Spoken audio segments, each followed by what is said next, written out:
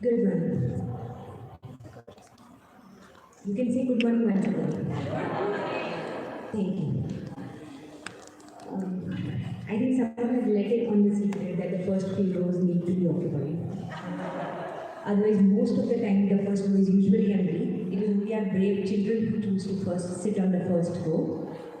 Most parents, out of the experience that they have had there at their schools and their education systems, tend to occupy the last rows. And that has been a consistent experience over the years. Nevertheless, thank you so much for coming over.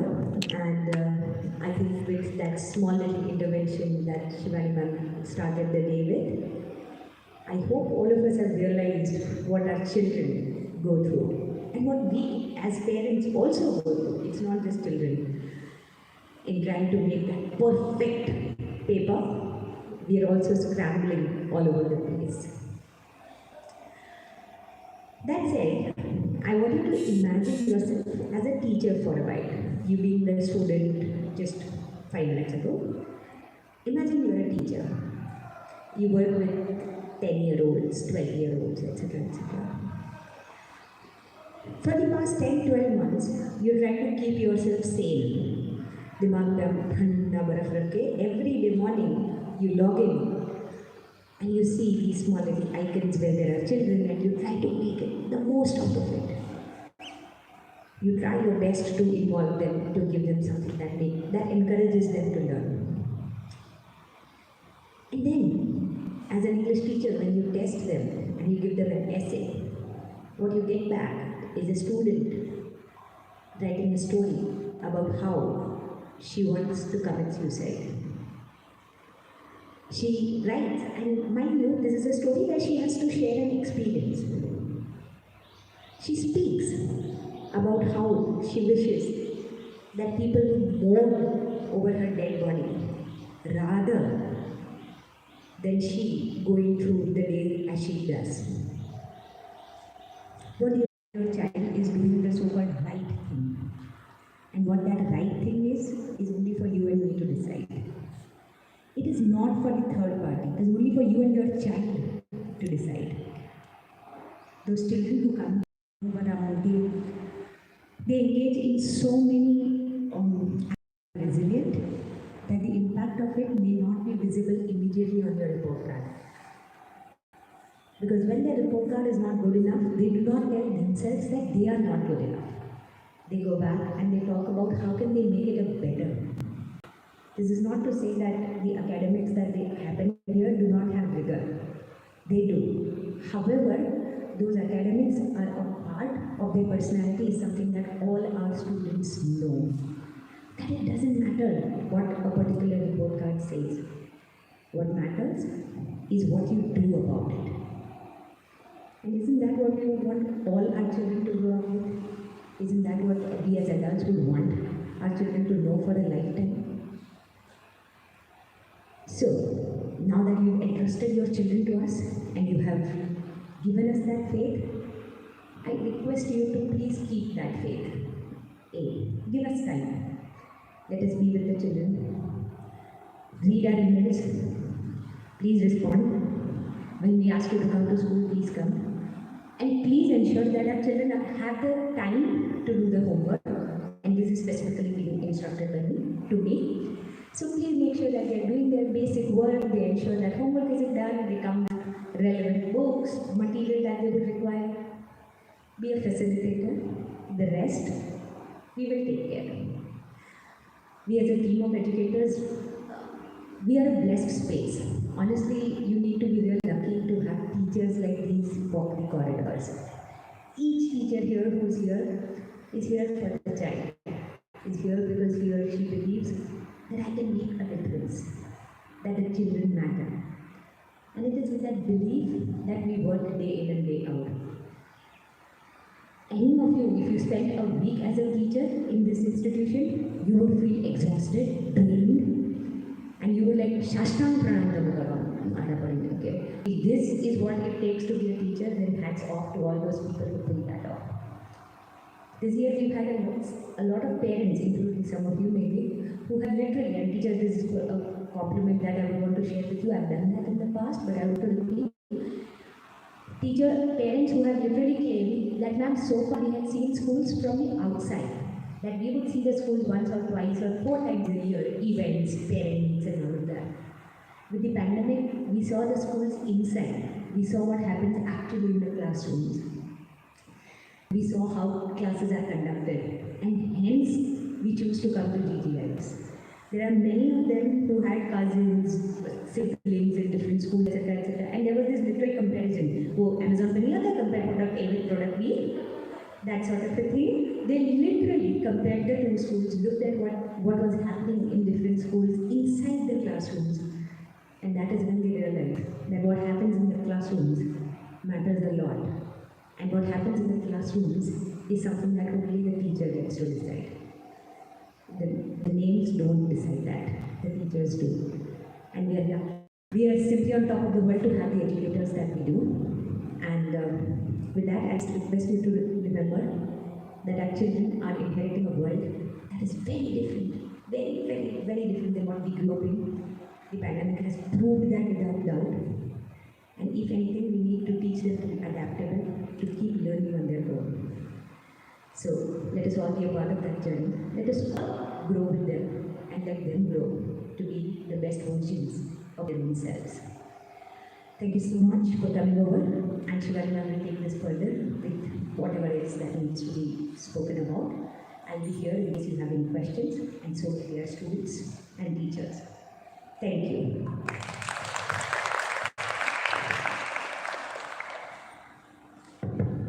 Thank you so much, ma'am. Good morning once again, and I'm back here not to take an exam, okay, or a test, but I'm here to share a little bit about the flavor of GGIS and what GGIS stands for.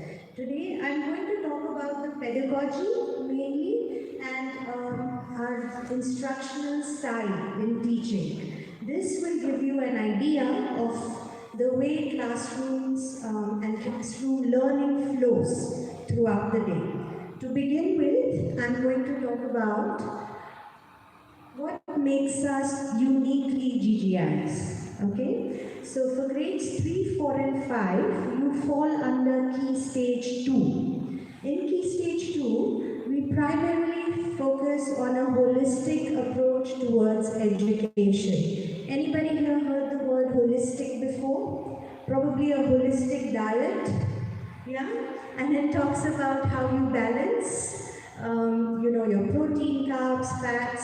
Similarly, a holistic approach towards education looks at not only the writing and reading, but it also focuses on experiencing, on thinking, on questioning. It focuses on creating.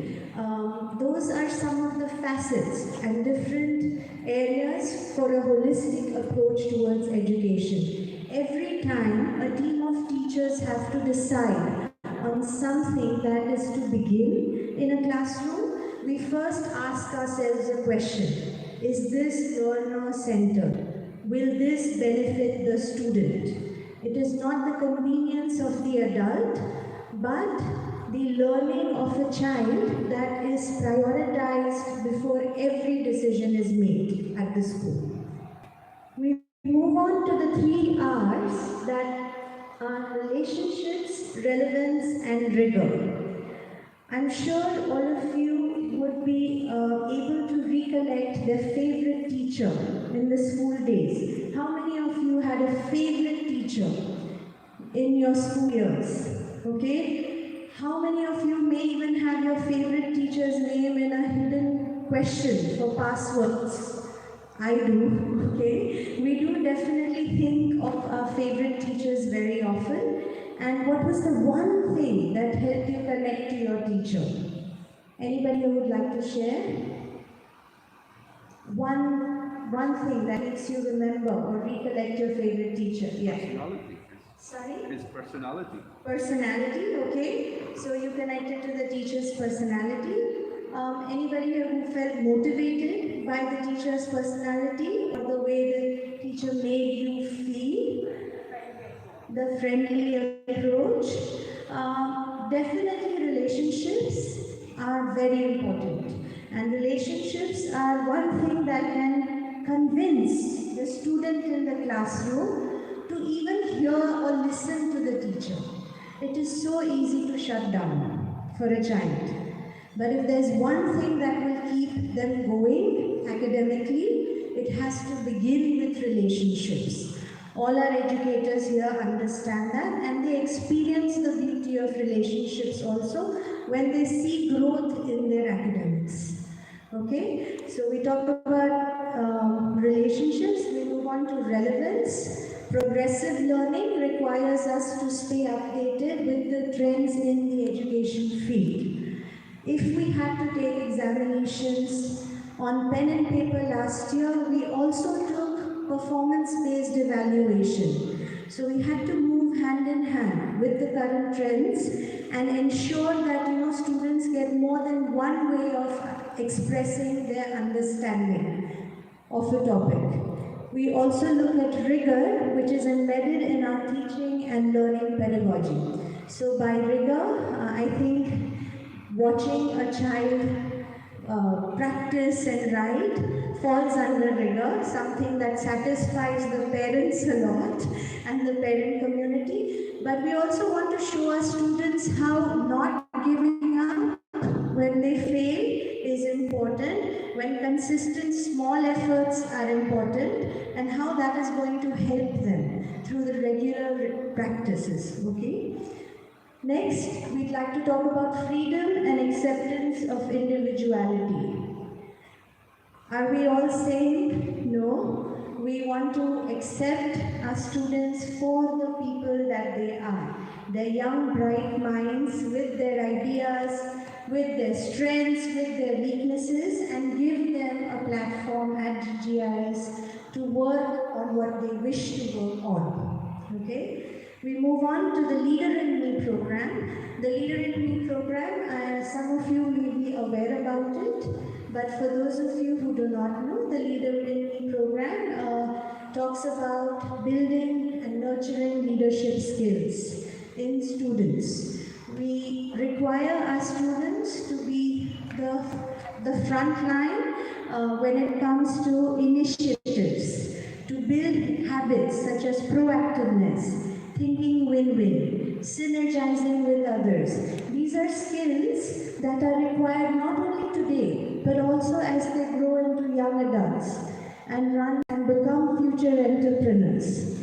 So we harp upon our TLIM program and we run that as a part of our curriculum. Next, we look at the progressive and growth mindset of our team of educators. All our team of educators understand the importance of empathy. Empathy in today's times is extremely important. They understand that it is unacceptable to snub at a child, to shout at them, to call them any names, to scare them. Are there clear expectations set? Yes. There will be times when the child will have to stay back, come to school, finish all the pending work, if any. But we also do that with a lot of love and respect. Clear expectations with respect to the child's personality and work habits is mandatory. So all our educators here definitely have that growth mindset to be able to work with students on that front. And lastly, experiential learning opportunities. And before I talk more on experiential learning, I would like to show you a few pictures. This is how we help make more connections in the classroom beyond the pages of the textbook. So here, and this is all during last year with online learning as well. We had, this was done by the language class of grade 4, where a student, they had to role play and conduct interviews. So we had students dress up and then conduct the interviews online. We move on. This is when a team of students across grade 4 created how-to books. So instead of telling them how to write sequencing, and how to, instead of just reading through writing steps, they were asked to create how-to books on arts based on their passion, or it could be for cooking, it could be arts and crafts, and they had to create how-to books which they then gifted to their younger students. So they created these beautiful books and they gifted them to the younger students of GGIS. It was a very well appreciated initiative. We got students to practice writing, we got them to work together in a team, we got them to complete their task on time and still have fun. So learning doesn't really need to be boring, it doesn't need to be cumbersome and heavy, it can be light and interesting, okay? We move on to the next picture where we show integration. So integration is important at GGIS. We invite teachers to work with each other and integrate their subjects. Similarly, we've had science and art integration. Here we have anthropomorphism for fables, for English and art integration. So not every child enjoys writing essays. There are children who would rather do a STEM-related activity and use that to explain the concept. And we welcome that. As long as you are able to tell me your understanding of what was taught to you and explain it to me in the mode of explanation that you want to choose, we are willing to hear you. Okay? We are willing to accept that and seek your understanding on that form. We move on to the next skill, sketchnoting. How many of us have doodled in school years? Scribbled, written a name of your crush. Okay, we've all doodled at some point in our school years. Now this here is a new trend in the education world called sketchnoting, where students learn to take their notes with the help of sketching skills, okay? And there's no right or wrong here, but these are evidences, samples of real work done in the classroom, where the teachers may have integrated science and sketchnoting skills. Our entire teaching fraternity actually took up a workshop on sketchnoting, just to learn that skill, to be able to give them that platform if needed during the last academic year. Here we talk about peer teaching, an extremely important skill. We had a lot of students take up sessions for their younger grades. So this was about story structure or story mountain, where a student was teaching his other friends on how to write a story. A grade 5 student teaching a grade 4 class. Of course, a teacher is part of that session. She trains the students also. There are 1 or 2 mock sessions done before the group of children take up this class. But this evokes, can you think of which skill this would evoke in a child when they take up a session for their peers? Sorry? Confidence, excellent. How about preparedness? Do you think the child would be more prepared? And when you have to deliver, don't you practice it a lot more? Right? So we would get all our students to get excited about their learning and come more prepared. Okay? The peer teaching was a big hit amongst groups. They were able to understand the importance of being prepared for a presentation. A skill that is required for us adults as well, right? So they don't need to wait till they're adults, they can begin young and early. Okay, next. I want to share a 1-minute video. And this is a video of a boy who is revising for his exams, final exams, mind you. Okay, he created this video and shared it with a science teacher, showing his revision. This is how he chose to revise. Yeah.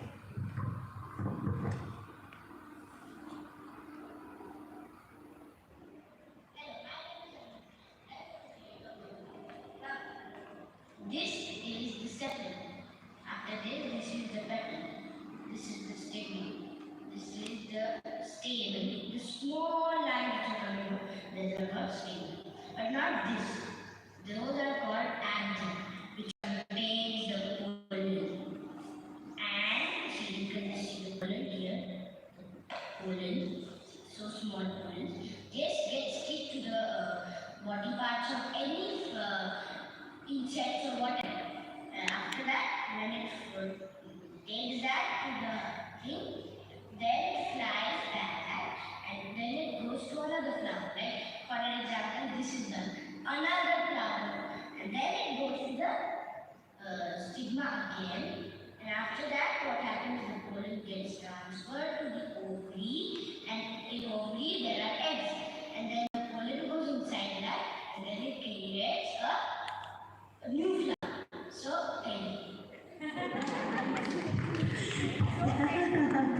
So, like I said, revision does not have to be stressful, right? He revised the entire parts of a flower, shared it with his science teacher to make sure it's correct.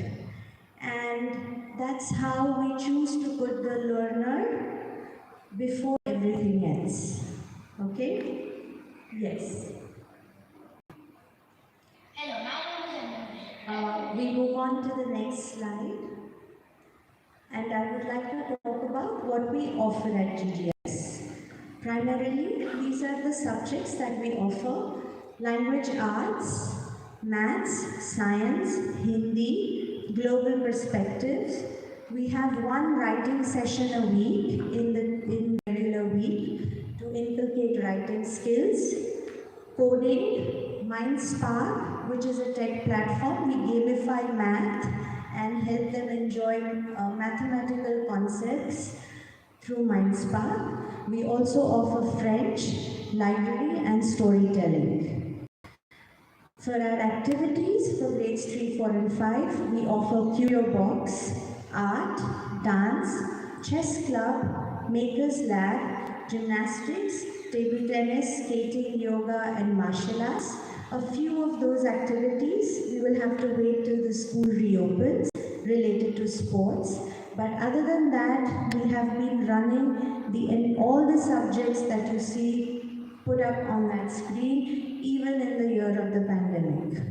Okay? Yes, ma'am. We also have the home reading program where we encourage students to read. We are looking at 20 minutes per day of a minimum for grades 3 and 4. We believe that reading really enhances their learning capacity and understanding. We are looking at 30 minutes per day for grade 5. We encourage students to read books of all genres. Not every child enjoys a fiction book. So we encourage them to, whether it is reading blogs, newspapers, comic books, as long as they're reading correct English, and our teachers guide them in terms of book choices and titles, we encourage them to read on a regular day.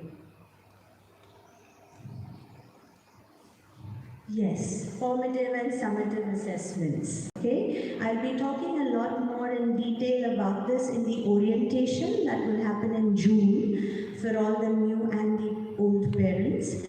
But just to give you an overview, we have formative and summative assessments. Regular checkpoints and term exams is what we name our assessments. Checkpoints happen at regular intervals to seek for understanding of the child. A report card is generated and shared with the parents as well after every checkpoint. We have performance-based evaluation, which were a big hit last year.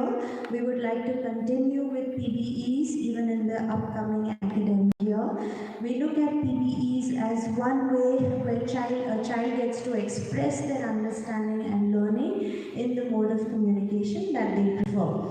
The interpretation of a concept is done orally or visually. We also have students prepare individual reports, group project, they help create a monologue, a skit, or a drama could be presented. There are PowerPoint presentations, Canva presentations, and creating or your own learning portfolio on an online platform. We've done all of this in the past academic year during the pandemic, and we continue to have that this year as well. I would want you all to raise your hands for 2 seconds right now. If you could raise your hand and promise me you will not help your child whenever they are working on any of these things. Okay? So this is a solemn oath that I have taken from each parent here, that when we are running our assessments, please let us handle it. Please let us check for understanding of the child. That will give us real raw feedback on where the child stands. If there is a project, if the child asks for something that they need you to purchase, hopefully that is also not required, but if they do, help them with that. Other than that, no discussions, no photos shared over WhatsApp groups, okay, and no sharing tips and tricks on getting it done, okay. So these are some of the ways how we check for understanding at GGIS, and we would like that to be a process that the educator and the child take hand in hand. Yes. Besides this, we also have a standardized testing tool, which is called the ACIT exams. The ACIT exams are a skill-based test that measure the student's conceptual understanding, or a diagnostic test which is used and we look at the results based on the school's performance compared to international, national and regional levels. When we receive our ACIT results is when we also see how we are performing as a school. We have a management report that is given to our director and then we also see how we are doing as a team of educators. So we not only assess the students, but we also assess the effectiveness of our teaching team and leadership team based on the ACIT results. Okay? We move on. What our GGIS students say about us. So I would like to invite one of our students, grade 5 students, Mr. Shlok Chandrana, if you would come here. Yes, let's give him a big round of applause. It's not easy standing in front of an audience not knowing what Shivani ma'am is going to ask him. Could you pass the mic, please? Thank you. Yes, Shlok. For each subject, CC ma'am as well, I remember. Come, CC ma'am. Thank you. Okay. So each teacher, as you see, though we are a small school, we believe in specialization. So we have each teacher take up specialist subjects across grades 3, 4 and 5, and this is the entire team for grades 3, 4 and 5. Big round of applause for them. And we have special support from our subject leads. Since last year, we have understood the need to have more support for teachers on an online platform, and also having teachers who can help them hand in hand without being nervous about it. Okay? So we have subject leads, Dhwani ma'am, Ashwini ma'am, and Pooja Sharma. She's a subject lead for global perspective. Okay? So from all of us here, we want to welcome you to GGIS. We want to assure you that you need not be worried. Don't worry about anything. We would just want you to communicate if there are any things that you need to talk to about us with us rather than on WhatsApp groups. Okay? And for that, I'm sharing the communication channels. If you look at the next slide, ma'am, if you could move to the side so the parents can make a note of it. We have important contact numbers here for transport and admin, for communication, and you may also choose to email the HRTs if you have any student-related queries, concerns. If there are any students that require a sick leave, we encourage you to definitely communicate it to the class teacher via email. If you need to make a phone call for some emergency, you're more than welcome to do that, but before 4 p.m. teachers are instructed not to pick up phone calls while they are taking sessions, but between 2 to 4 p.m. they would definitely be able to cater to your queries over phone if required. Their introductions will be shared with you today, this afternoon, and you will also receive all the other details there. Okay? For transport related queries, we have our transport manager, Shijan, and this is the email address that you may choose to email. We also have our email addresses listed here and the school's email address for any other queries or admin related work. Okay? Any questions from parents? No? Okay. Everybody still awake? Okay. Fantastic. Yeah. We would welcome you to see the space if you would like to. We also have our teacher portfolios here to see the kind of training and learning our teachers do at regular intervals. And we also have our textbooks here for anyone who wants to look at what the learning material looks like. Of course, this is a part of our learning, not our complete learning journey, okay? And feel free to walk around, talk to us, take a tour. We can have Shlok and Krish take the parents around and look at the spaces, okay? Thank you so much once again, and we are very excited to have you and your students on board with all of us. Thank you.